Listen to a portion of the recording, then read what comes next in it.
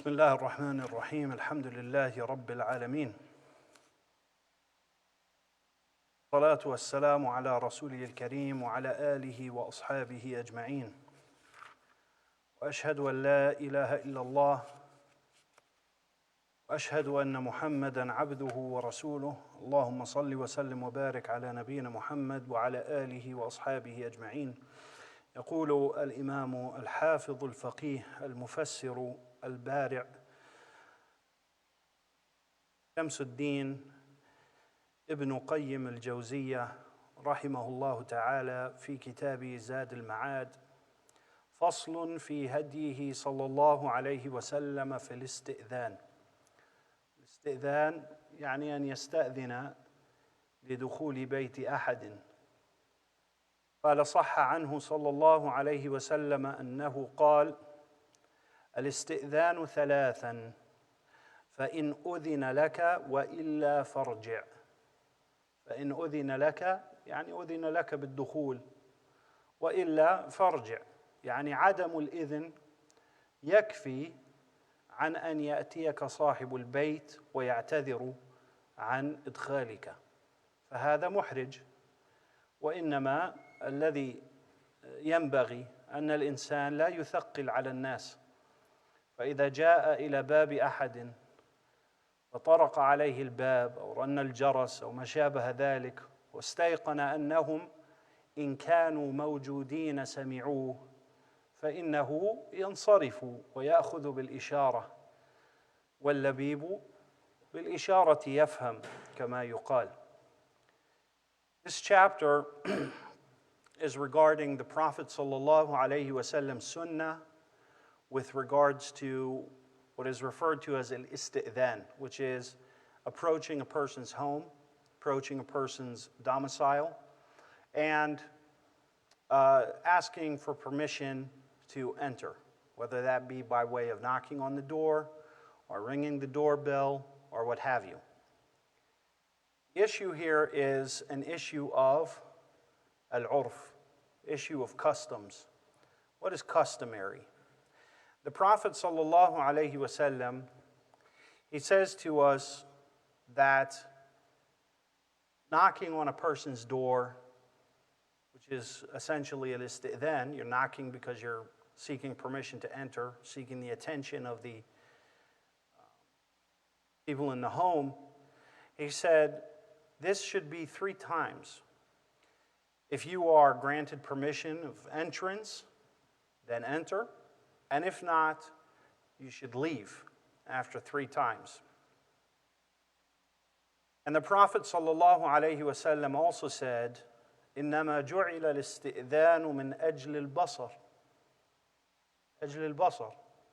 يعني لا يجوز للإنسان أن ينظر في الشبابيك أو ينظر في كذا، لأنه لم يؤذن له، والبصر نوع من الاعتداء. لا يجوز لك أن تطلق بصرك في بيت أحد إلا بإذنه، فإنما جعل الاستئذان من أجل البصر، فلا تنظر إلى شيء في البيت حتى يؤذن لك بالنظر. فإن أذن لك نظرت في حدود ما أذن لك من البيت. يعني من الأدب أن الإنسان إذا دخل بيت الناس ألا يطلق بصره يمنة ويسرى، ينظر ها هنا وها هنا في غرفة بمر عليها مش مسكرة 100%، ينظر هيك يبصبص. هذا أمر يخل بالمروءة ويخل بالأمانة ويخل بالأدب. وإنما الاستئذان من أجل البصر.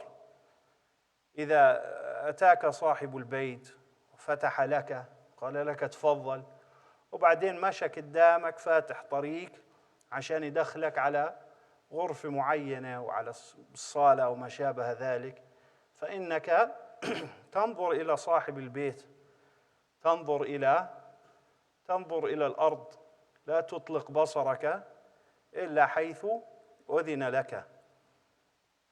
The Prophet sallallahu alaihi wasallam also tells us that the whole point of knocking on the door, of asking permission to enter the home, is in order that you have permission to look, right? It's really to look. Because when you go, when a person puts up a home with walls, right? The point here is that these walls, they're not impenetrable. You could break through the wall. The point isn't to keep you physically out. The point is to provide privacy for the people inside the home.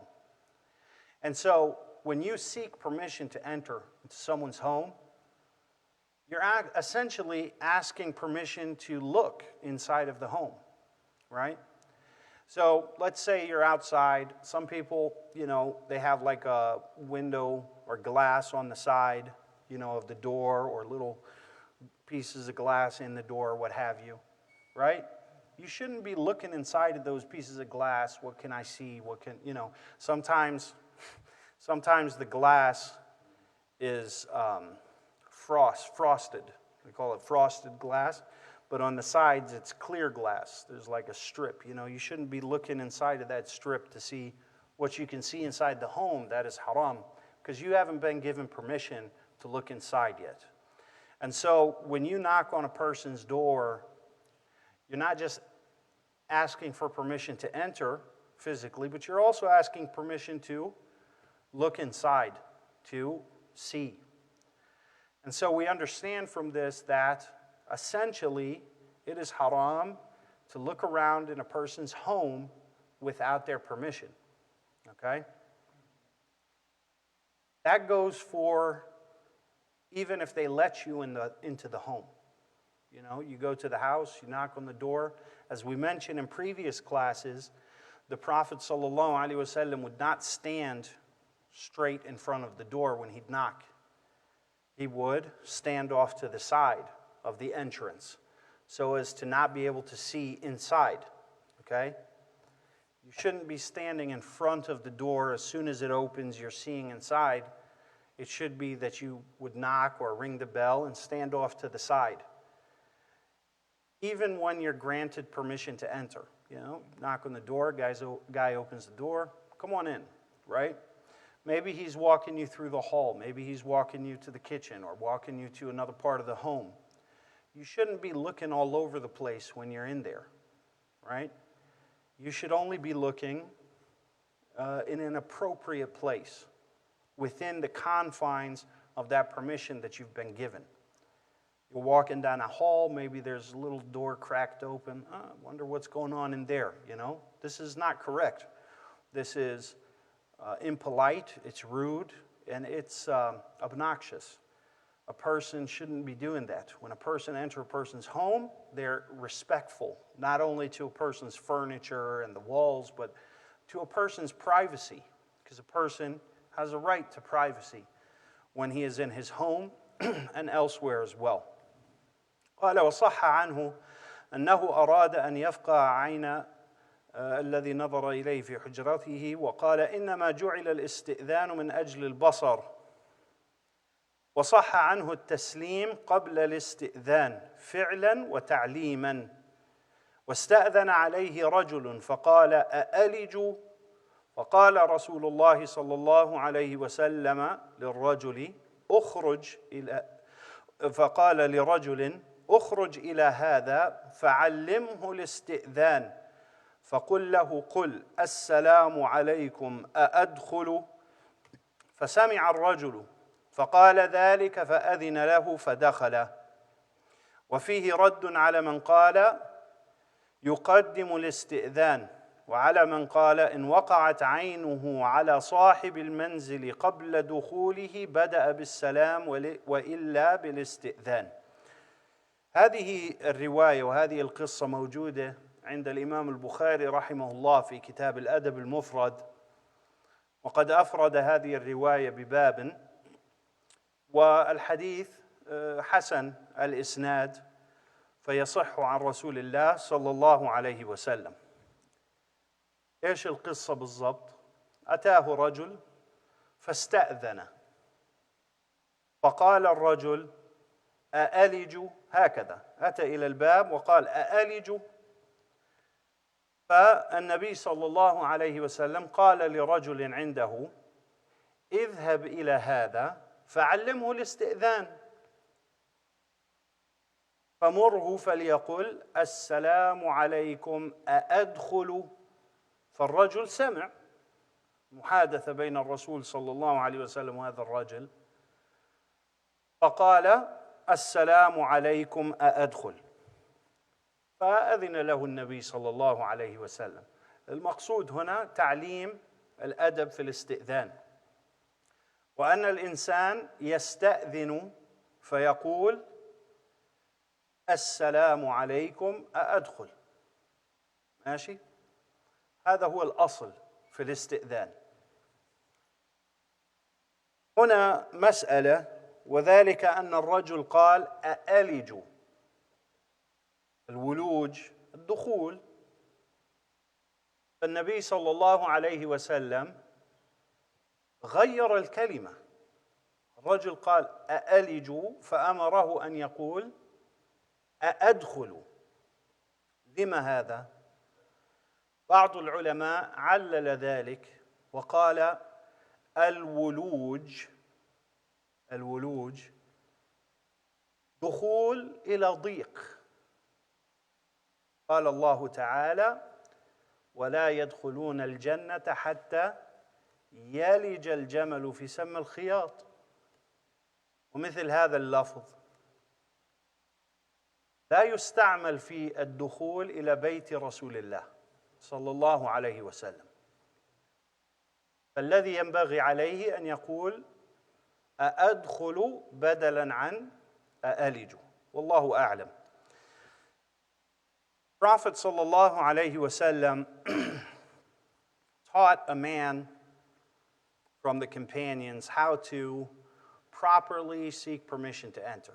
Now, we have to remember something here, and that is usually the homes that they were in at that time, they were semi-tents, right? They were made out of the walls were made out of very thick draped wool, right? Or something of the sort. Oftentimes, the home is very small. You don't have to knock on the door very hard, or you could just stand outside the door and speak, and the person inside will hear you. And so, a man came to the door, and he approached the door of the Prophet sallallahu alaihi wasallam, and he said, "May I enter?" And so the Prophet sallallahu alaihi wasallam had a man there, and he said, "Go outside to this brother and tell him how to properly seek permission to enter. Tell him to say, Assalamu alaikum a'adkhul." So you begin with Assalam, and then you ask permission to enter. So the man overheard this conversation, and he did that. So he learned what was appropriate. The point here that Ibn Al-Qayyim rahimahullah is making is that, number one, we learn that a person shouldn't exceed 3 times, right? A person should not exceed 3 times. You knock on the door or you ring the bell, whatever it is, 3 times, you're pretty sure that they heard you. You shouldn't push it more to where they have to where they're in a position where they have to come out and say, "Hey, not now." That's an uncomfortable position for yourself and for the person put in that position. So a person needs to understand that a lack of permission is a type of rejection. It's basically like, this is not a good time. And there's nothing wrong with that, right?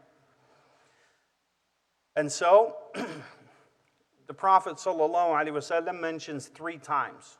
Now, of course, this may vary wildly based on the relationship that you have with the person, based on the customs.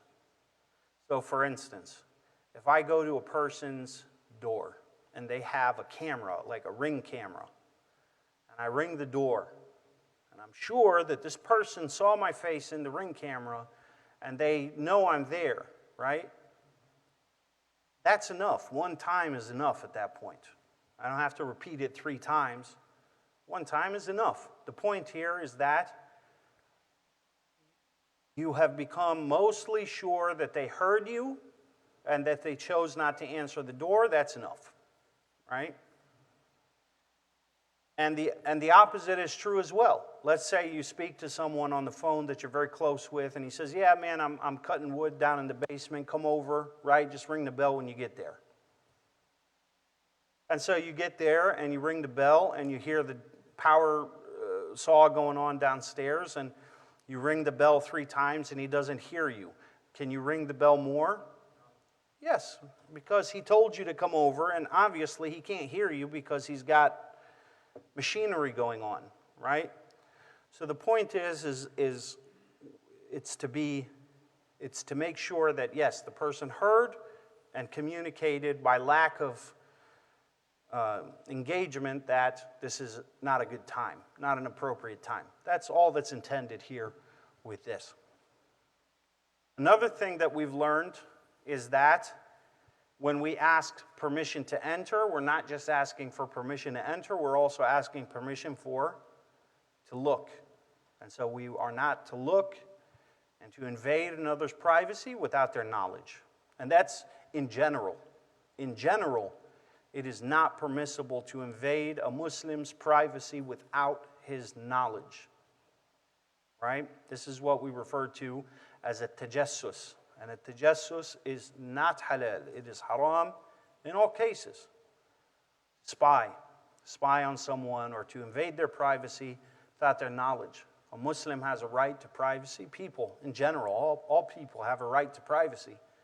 And to spy on them in any way, whether that be hidden cameras or hidden microphones or tapping into their phone or even picking up their phone and looking in it without their permission, or even if a person, gives you their phone to make a phone call and you start flipping through the tabs to see what's going on in there. All of this is haram. All of this is impermissible, right? And if you look hard enough into anyone's life, you're going to find things. Isn't that the case? If you spy on anyone, most 99.9% of the time, you're going to find skeletons because we're all human beings and we all make mistakes. For this reason, the Prophet ﷺ, he mentioned, إِنَّ الْأَمِيرَ إِذَا تَجَسَّسَ عَلَى رَعِيَّتِهِ أَفْسَدَهُ. That if the leader starts to spy on his citizens or starts to spy on his subordinates, he's going to spoil them. He's going to basically harm them and make them worse. Why? Because, number one, if they feel that they're being spied on, this is extremely stressful on a person and changes the way a person behaves normally. If you suspect you're being spied on, right? Isn't this going to change your behavior? Let's say you're a person that, you haven't done anything outwardly to cause suspicion, but constantly you're being accused of something. And spying is a type of accusation, right? It goes back to su'u dhann. Because su'u dhann, when you think ill of someone, that's when you start spying on them. By default, everyone is guilty. Therefore, I'm going to spy on them. This is what that means. And so this changes people's behavior. And second of all, people that were upstanding, you've now looked into some of the underbelly of their life and some of their mistakes that are between them and Allah subhanahu wa ta'ala, and you've exposed them.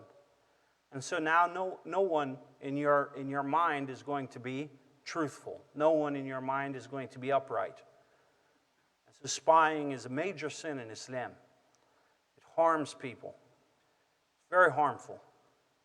And if we look at ourselves honestly, what right do I have to spy on someone else? I mean, am I free of sin? Am I free of mistake? Am I free of secrets to where I should be looking down at other people and spying on them like an ant under a microscope? I'm not free of sin, I have no more moral high ground to be spying on someone than they do to be spying on me, right? And for this reason, the Prophet ﷺ alluded to this here, that those who spy on others, you have no right to do that because you're just as guilty as others are, right? He says, sallallahu alayhi wasallam, in a narration collected in a Sunnah, يرويه لنا هو في جامع الترمذي وغيره عن عبد الله بن عمر أنه سمع النبي صلى الله عليه وسلم يقول بصوت رفيع على أعواد منبره: يا معشر من آمن بلسانه ولما يدخل الإيمان إلى قلوبكم لا تجسسوا على المسلمين، أو لا تؤذوا المسلمين ولا تتبعوا عوراتهم. يعني لا تؤذوا المسلمين ولا تتبعوا عوراتهم، فمن تتبع عورة أخيه المسلم تتبع الله عورته، ومن تتبع الله عورته يفضحه ولو في جوف رحله، يفضحه ولو كان في داخل بيته. Prophet sallallahu alaihi wasallam alluded to this, and he said in a very loud voice on the minbar as a kind of announcement, he said, to those who have believed with their tongues but belief has not yet entered their hearts, do not harm the Muslims, and do not follow up and look for their mistakes. For indeed, whoever looks to expose the mistakes of his brother, Allah will look to expose his mistakes. And whomever Allah looks to expose his mistakes, He will shame him and expose him even if he is in the safety of his own home. So it's important that we understand that when we look to expose our Muslim brother, Allah may look to expose us, and vice versa. If we look to conceal the mistakes of our Muslim brother, Allah looks to conceal our mistakes.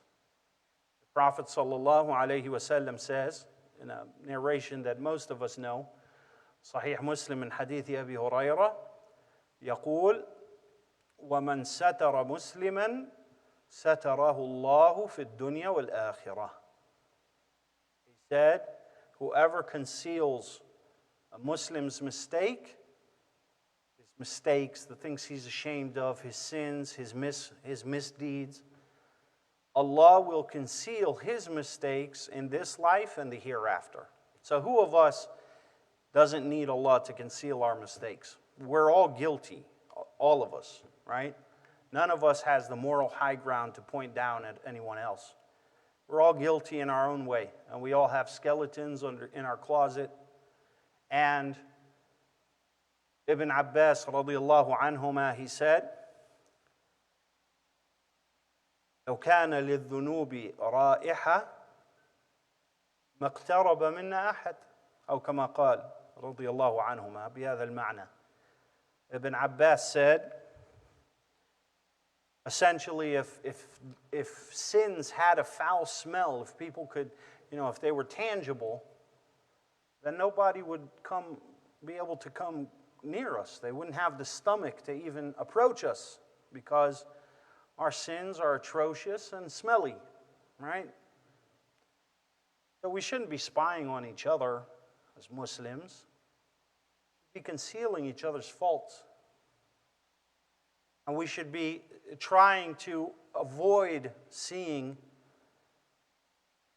each other in our most vulnerable state.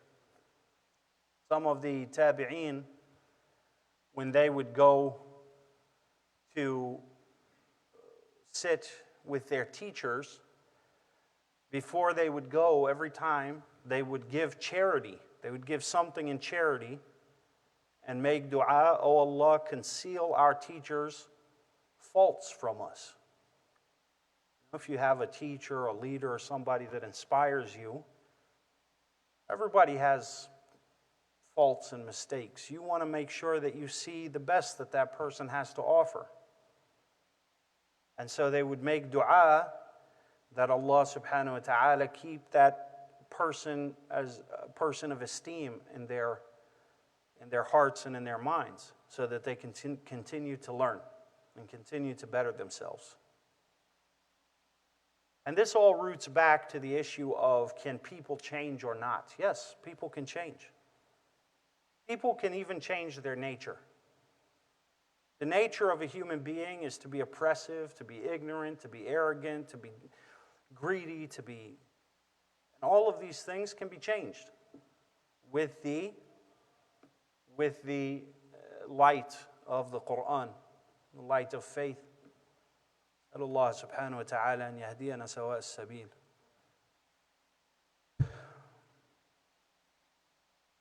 قال: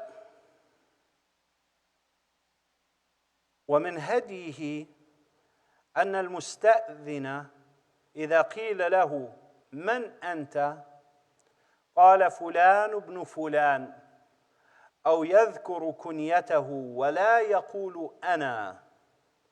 وروى أبو داود عنه، أبو داود السجستاني في السنن، أن رسول الرجل إلى الرجل أذنه، وذكره البخاري تعليقا، أو قال أن رسول الرجل إلى الرجل إذنه. So here we have a couple of things. الأمر الأول، يذكر ابن القيم هنا أن المستأذن إذا سأله صاحب المنزل من أنت، من على الباب، مين، يقول اسمه ولا يقول أنا. جاء جابر رضي الله تعالى عنه استأذن على باب رسول الله صلى الله عليه وسلم، فسأل من، فقال أنا، وجابر يعني بيعرفني، قال أنا. قال الرسول صلى الله عليه وسلم أنا، وكان يعني كأنه يعني ما أعجبه هذا الجواب. فعلم جابر وتعلم الصحابة أن الإنسان يذكر اسمه، يذكر من هو أو ما يعرف به. يعني مثلا أبو هريرة، إيش اسمه أبو هريرة؟ ابن عبد البر ذكر 40 قول في اسم أبو هريرة، عبد الرحمن وعبد الله وكذا وكذا وكذا، اختلف العلماء. لماذا؟ لأنه اشتهر بأبي هريرة وخلص، هذا الذي عرفه به الناس، ويندر أحد أن يعرف اسم أبي هريرة رضي الله عنه. فالإنسان يذكر ما يعرف به وما اشتهر بين الناس به. إن اشتهر بكنيته ذكر كنيته، إن اشتهر باسمه ذكر اسمه، إن اشتهر بلقب ذكر لقبه. التغريب في الأسماء، أن يذكر الأسماء الغريبة، هذا أيضا كما يذكر العلماء ليس من الأدب. وتجد هذا مرات في الكتب، يعني بعض الناس يقول تفسير الدمشقي. إيش تفسير الدمشقي؟ يقصد تفسير ابن كثير. تفسير ابن كثير أبو الفضل ابن كثير الدمشقي، لكن ما في حدا بيعرفه باسم الدمشقي. هذا غلط، خطأ. كذلك حتى لو كان الناس ينطقون اسم الإنسان خطأ واشتهر هذا بين الناس، فيتماشى مع المتعارف. يعني مثلا الغزالي، كلنا سمعنا عن أبي حامد الغزالي رحمه الله، لكن اسمه لقبه مش الغزالي، هو الغزالي، هذا الأصل الغزالي. وكذلك الباقلاني، سمعنا في الباقلاني، الأصل الباقلاني، ما في الباقلاني، لكن اشتهر الخطأ بين الناس وبين العلماء، فالآن ما نقول الغزالي، نقول الغزالي، نقول الباقلاني. ابن القيم رحمه الله, he mentions that of the Prophet sallallahu alaihi wasallam sunnah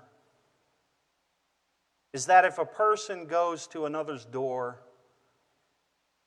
and the person answering the door asks who's at the door, the person should answer with his name or what he's most known by, whether it's his name or his kunya or his nickname, whatever people know him by, right? And a person shouldn't say me. Who's at the door? Me, right? One of the companions did this, and the Prophet ﷺ corrected him for it. That even if you know the person, you should say your name, who you are. And it's been collected by Abu Dawood rahimahullah ta'ala in a Sunan, also al-Bukhari ta'liqan bidun isnad, that the Prophet ﷺ said, a man's messenger to another is his permission, right? So if I'm in the house, I'm upstairs or wherever, and I send my son or my daughter to the door, and the person opens the door, you don't have to wait for me to come. As long as a person has sent someone else to answer the door on his behalf, then that is enough.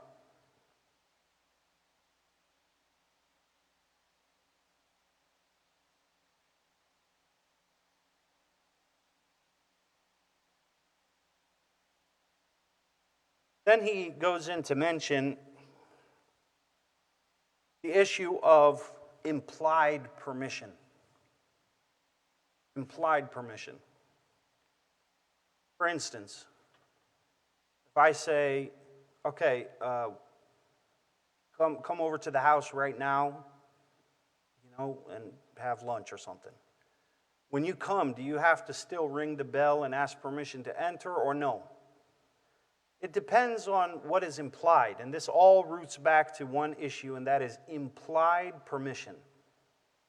Implied permission. You have permission which is explicit. Someone says this or that, you stay within the confines of that permission. And then you have permission which is implied, right?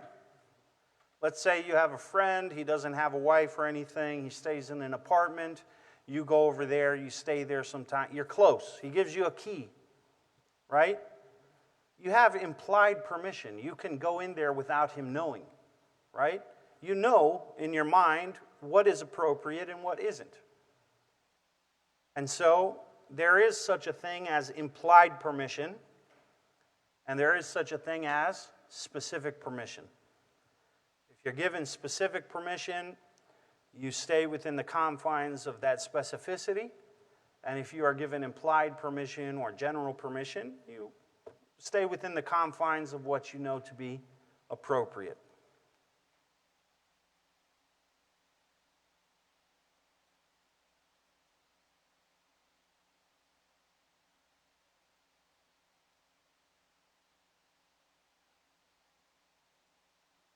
يقول ابن القيم رحمه الله تعالى فصل ثبت عنه صلى الله عليه وسلم أنه قال إن الله يحب العطاس ويكره التثاؤب فإذا عطس أحدكم وحمد الله كان حقا على كل مسلم سمعه أن يقول له يرحمك الله وأما التثاؤب فإنما هو من الشيطان فإذا تثاءب أحدكم فليرده ما استطاع فإن أحدكم إذا تثاءب ضحك الشيطان ذكره البخاري وفي صحيحه أيضا: إذا عطس أحدكم فليقل الحمد لله، وليقل له أخوه أو صاحبه يرحمك الله، فإذا قال له يرحمك الله فليقل يهديكم الله ويصلح بالكم.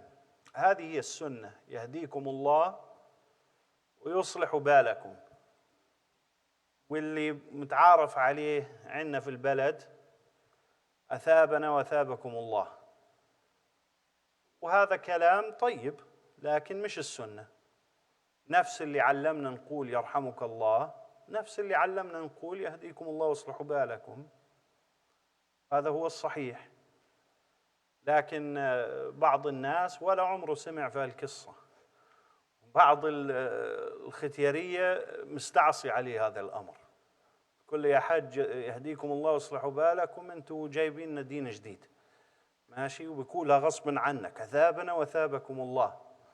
على كل حال المسألة يعني فيها سعة، لكن السنة الواردة عن النبي صلى الله عليه وسلم: يهديكم الله ويصلح بالكم. وأحيانا العادة أو التقاليد مرات يعني تطغى على اتباع السنة.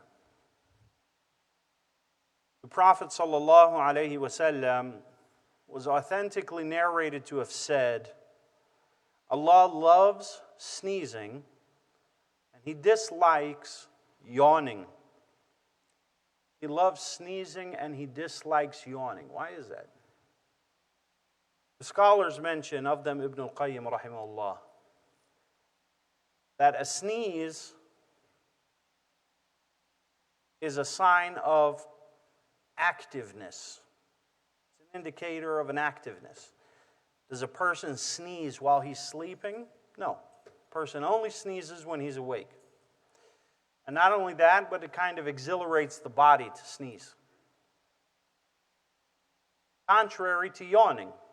Yawning can articulate laziness, tiredness, disinterest. It's viewed often as being rude in many situations, whereas sneezing is not considered rude. Yawning is. For this reason, the Prophet ﷺ tells us that Allah loves sneezing, and He dislikes yawning. He says, hence, if any of you were to sneeze, he's to say Alhamdulillah. And if he says Alhamdulillah, it is a binding obligation upon every Muslim who hears him say Alhamdulillah to reply to him, Yarhamukallah. And in another narration, the Prophet ﷺ says, and if others say to him, Yarhamukallah, then he should say to them, Yahdikumullah wa yuslihu balakum. He continues to say, and yawning is something from a shaitan. And so if one of you were to yawn, then he is to try his hardest not to allow his body to yawn, right? Lock his jaw, whatever it is.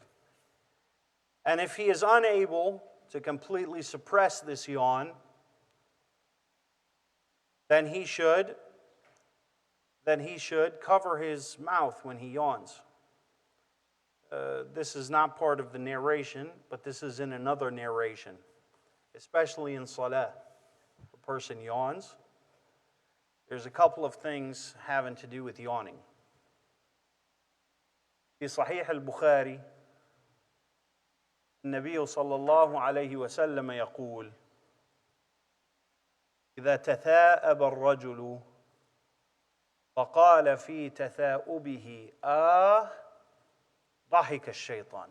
تعرف بعض الناس لما بتثاءب بطلع صوت مزعج جدا، ماشي؟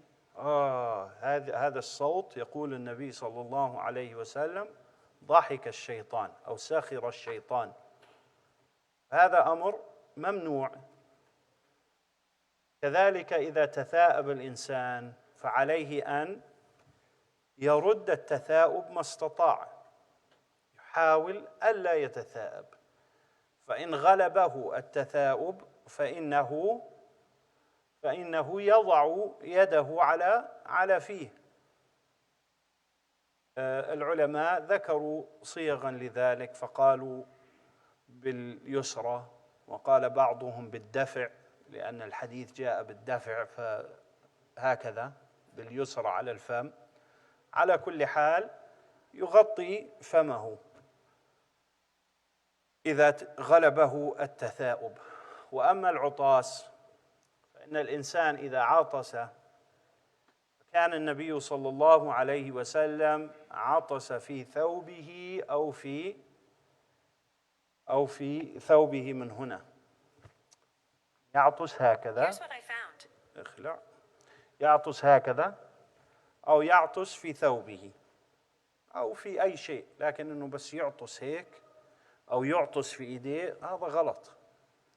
تعطس في إيديك وبعدين تيجي مع الناس تسلم عليهم، هذا غلط، ولا بتمسك الأشياء.